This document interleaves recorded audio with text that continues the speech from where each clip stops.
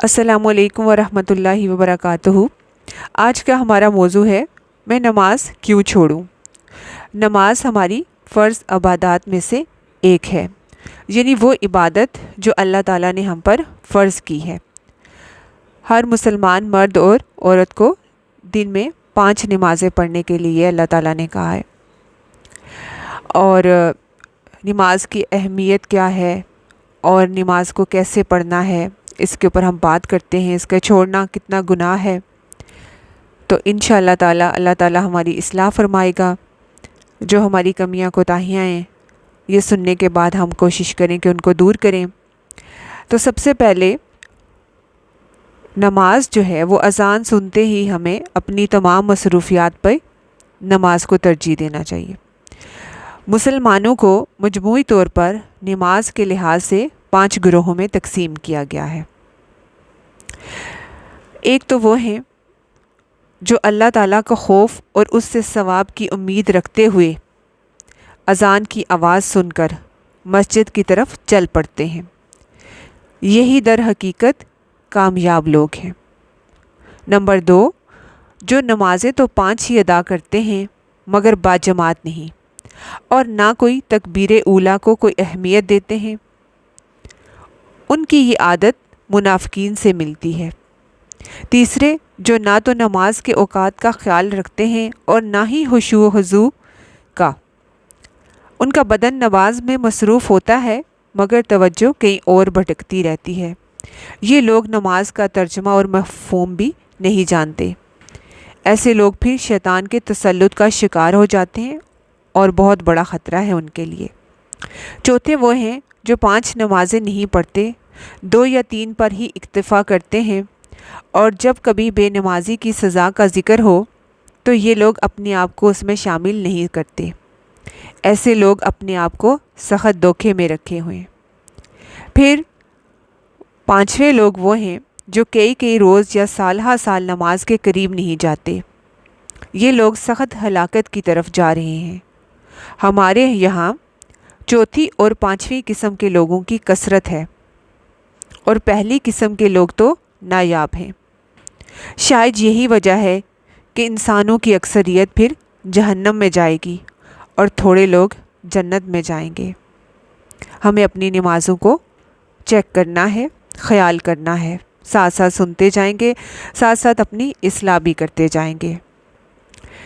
نماز کی درستگی اور باقی اعمال کی درستگی۔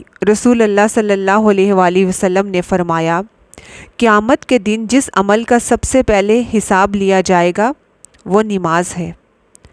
اگر نماز درست ہوئی تو دیگر اعمال بھی درست ٹھہریں گے۔ درست نماز یعنی وہ مکمل اور سنت کے مطابق ہوئی۔ اگر نماز فاسد ہوئی تو باقی اعمال بھی خراب بے فائدہ ٹھہریں گے۔ یعنی اگر بندہ اپنی نماز درست کر لے تو اللہ تعالیٰ اپنی مدد ہمیشہ اس کے ساتھ رکھتے ہوئے اسے گناہوں سے بچنے اور نیکیوں میں بھرپور حصہ لینے کی توفیق دیتے رہتے ہیں، یہاں تک کہ پھر انسان کامیاب ہو جاتا ہے۔ اللہ تعالیٰ فرماتے ہیں سورۃ عنکبوت میں آیت 45 میں، نماز بے حیائی اور گناہ کے کاموں سے روکتی ہے۔ نماز بے حیائی اور گناہ کے کاموں سے روکتی ہے۔ ہماری 5 نمازیں پوری ہونی چاہیے۔ رسول اللہ صلی اللہ علیہ وآلہ وسلم نے فرمایا، اللہ تعالیٰ نے 5 نمازیں فرض فرمائی ہیں۔ جو شخص ان نمازوں کے لیے اچھا وضو کرے، ان نمازوں کو وقت پر ادا کرے، رکوع وغیرہ اطمینان اور خشوع سے کرے، تو اللہ تعالیٰ کا وعدہ ہے کہ اس کی ضرور مغفرت فرمائیں گے۔ اور جو شخص نمازوں کو وقت پر ادا نہیں کرتا اور نہ خشوع و توجہ سے پڑھتا ہے، اس سے مغفرت کا کوئی وعدہ نہیں۔ یہ ابو داؤد کی روایت ہے۔ یہ جو 5 نمازیں فرض ہیں اور ان کے لیے اچھا وضو کے لیے جو بولا گیا ہے، تو اچھا وضو کیا ہے کہ وضو میں آپ کی کوئی جگہ بھی خشک نہ رہے، بال برابر بھی، سنت کے مطابق 3 دفعہ ہر اعضاء کو دھوئیں، اور اچھے سے کوشش کریں۔ یاد رکھیں کہ بال برابر بھی جگہ خشک رہ گئی تو وضو نہیں، اس لیے مکمل خیال سے وضو کو کریں۔ وضو ہو گیا تو پھر آپ کی نماز بھی انشاءاللہ تعالیٰ قبول ہوگی، کیونکہ وضو جو ہے وہ نماز کے لیے شرط ہے۔ وضو کے بغیر نماز نہیں، اور اگر وضو صحیح نہیں تو پھر آپ کی نماز نہیں۔ پھر اس کے بعد کیا کرنا ہے؟ نماز کو وقت پر ادا کرنا ہے۔ یہ نہیں کہ وقت سے پہلے اور نہ وقت گزر جانے پر، اول وقت میں پڑھنا سب سے زیادہ پسندیدہ ہے۔ پھر اس کے بعد خشوع اور خضوع جو ہے، یعنی کہ اطمینان اور توجہ سے اچھے سے اس کو دل لگا کر پڑھنا، یعنی کہ جلدی جلدی کی نماز، اور پھر نہ اس میں سمجھ نہ خیال کہ میں کر کیا رہا ہوں۔ ہمیشہ نماز میں حدیث کے مطابق ہے کہ یہ ذہن میں رکھیں کہ میں اللہ کو دیکھ رہا ہوں، یا اگر یہ سوچ نہیں ہم سے ہو پاتی تو یہ یاد رکھیں کہ اللہ تعالیٰ ہمیں دیکھ رہا ہے، اور ہم اپنی نماز پہ فوکس کریں اور اس میں ادھر ادھر کے خیالات سے بچیں۔ جو ہم پڑھ رہے ہوں اس کی تلاوت پہ، اس کے معنوں پہ غور کریں۔ اس کے لیے کوشش کریں کہ نماز میں جو ہم چیزیں پڑھتے ہیں ان کا ترجمہ بھی دیکھیں، تاکہ ہم سمجھ کے ساتھ پڑھیں گے ہم اللہ تعالیٰ سے کیا مانگ رہے ہیں۔ جیسے دیکھیں سورۃ فاتحہ ہے تو اس میں ہم ایک بہترین جامع دعا ہے، اس میں اللہ تعالیٰ سے ہم ہر چیز مانگتے ہیں، بخشش، دنیا، ہدایت، ہر کچھ، لیکن ہمیں ملتی اس لیے نہیں کہ ہم سمجھ کے بغیر دعا مانگ رہے ہوتے، اور غافل دل کی دعا قبول نہیں ہوتی۔ اسی طرح پھر جلدی جلدی رکوع سجدے، وہ بھی نماز جو ہے اس کی قبولیت میں رکاوٹ ہے۔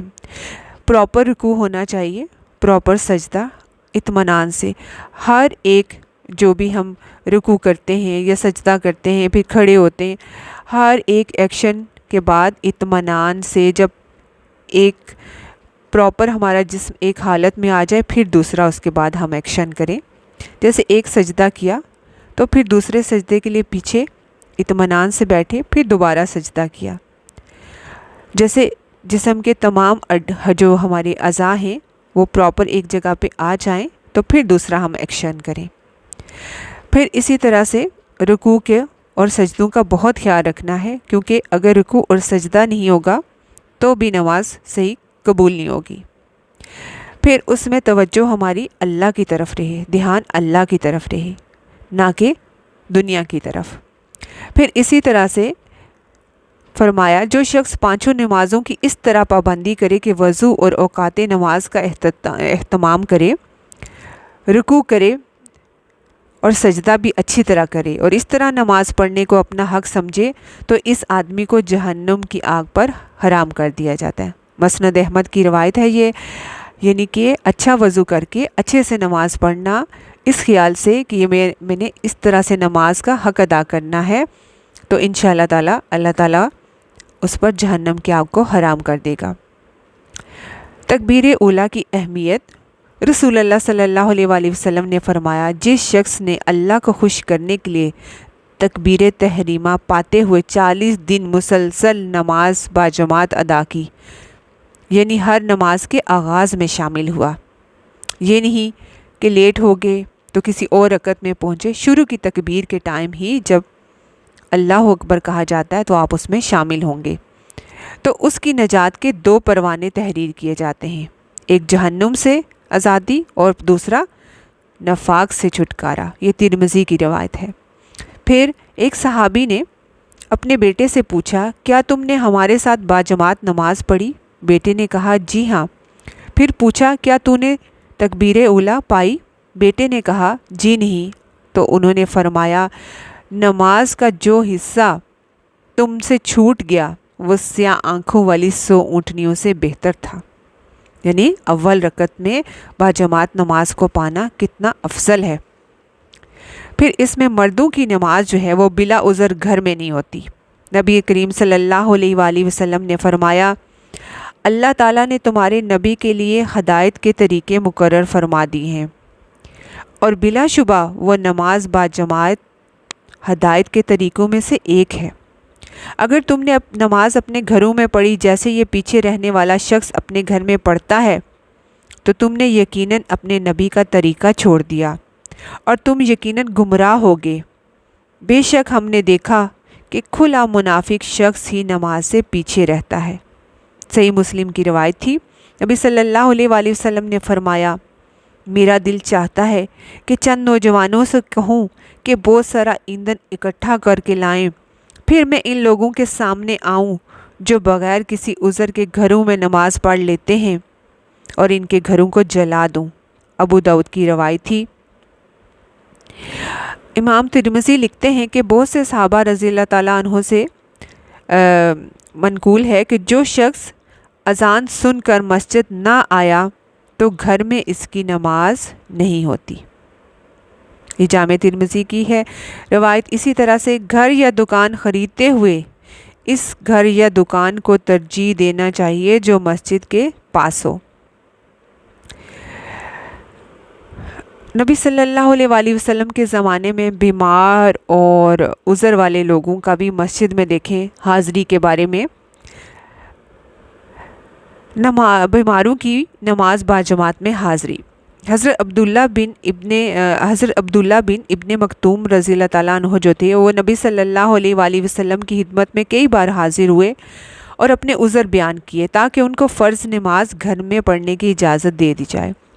ان کے عذر کچھ یوں تھے کہ وہ آنکھوں سے نابینا تھے، گھر مسجد سے دور ہے، گھر سے مسجد لانے والا کوئی نہیں، اور گھر و مسجد کے درمیان کانٹے دار جھاڑیاں وغیرہ ہیں، رستے میں کیڑے مکوڑے اور موذی جانوروں کی کثرت ہے، بوڑھے وہ ہو چکے ہیں، بیماری کی وجہ سے ہڈیاں کمزور ہیں، تو کیا انہوں نے کہا کہ میں گھر ہی میں نماز ادا کر لوں؟ نبی صلی اللہ علیہ وآلہ وسلم نے فرمایا، کیا تم گھر میں حی علی الصلاۃ حی علی الفلاح کی آواز سنتے ہو؟ عرض کیا جی سنتا ہوں۔ تو آپ صلی اللہ علیہ وآلہ وسلم نے فرمایا، بس تم اذان سن کر مسجد کی طرف آؤ، میں تمہارے لیے کوئی رعایت نہیں پاتا۔ صحیح مسلم کی روایت تھی۔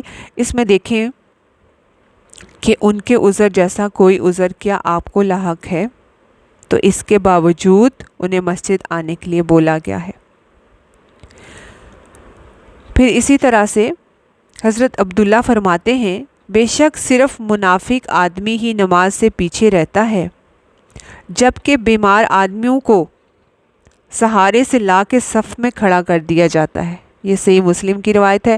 حضرت عائشہ رضی اللہ تعالیٰ عنہ بیان کرتی ہیں کہ جب نبی صلی اللہ علیہ وآلہ وسلم اپنی وفات سے کچھ دن پہلے سخت بیمار ہوئے اور چلنے کی طاقت نہیں رکھتے تھے تو 2 آدمیوں کے سہارے مسجد کی طرف روانہ ہوتے ہیں، اور میں آپ صلی اللہ علیہ وآلہ وسلم کے قدم مبارک کو دیکھتی کہ وہ زمین پر گھسیٹتے ہوئے لکیر بناتے ہوئے جا رہے تھے۔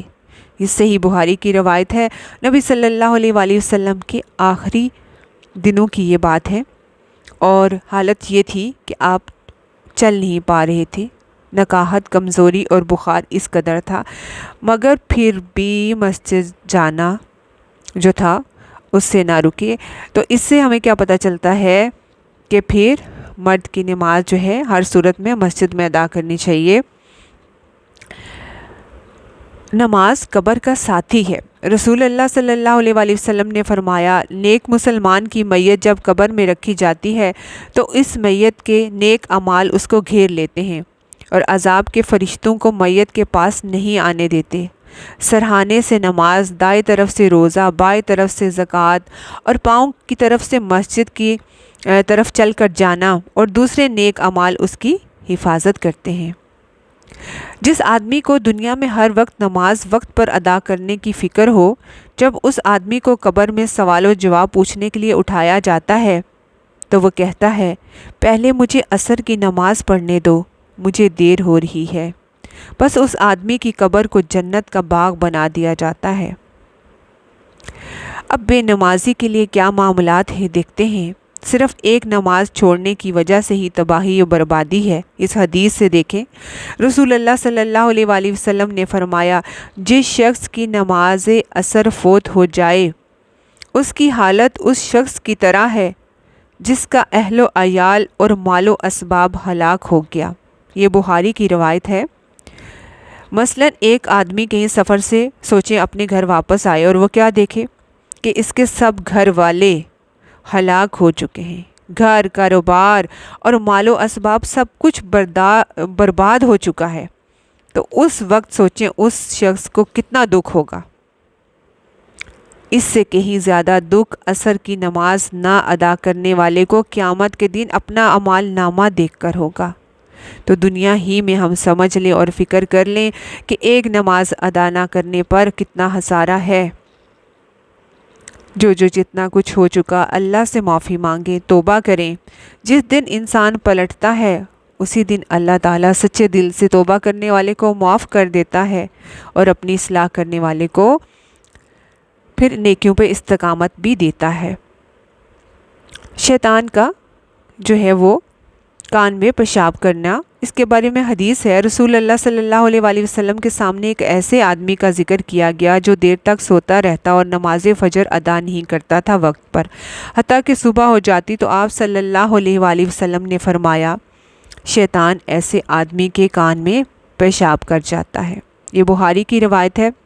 تو جس شخص کے کان میں روزانہ شیطان پیشاب کرے، پھر ایسے کانوں کو تلاوت قرآن سننے کی بجائے موسیقی ہی میں لذت ملے گی۔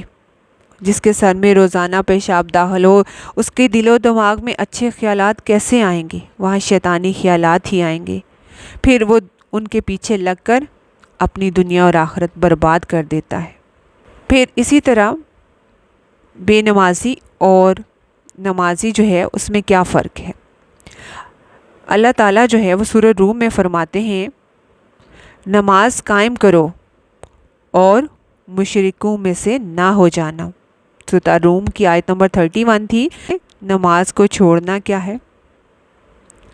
تو اسی طرح سے نبی صلی اللہ علیہ وآلہ وسلم نے فرمایا بے شک بندے اور کفر و شرک کے درمیان فرق رکھنے والی چیز صرف نماز ہے، یعنی نماز مسلمان اور مشرک میں فرق کرتی ہے، بے نمازی مسلمان اور مشرک میں کوئی فرق پھر باقی نہیں رہتا۔ بے نمازی جو ہیں وہ جہنم کا ایندھن ہے۔ اللہ تعالیٰ فرماتے ہیں جس نے اللہ کا شریک ٹھہرایا اللہ نے اس پر جنت حرام کر دی، اس کا ٹھکانہ جہنم ہے۔ جنتی لوگ جہنمیوں سے سوال کریں گے کہ تم جہنم میں کیسے گئے؟ تو وہ جواب دیں گے ہم نماز نہیں پڑھتے تھے۔ یہ سورۃ المدثر آیت 43 ہے۔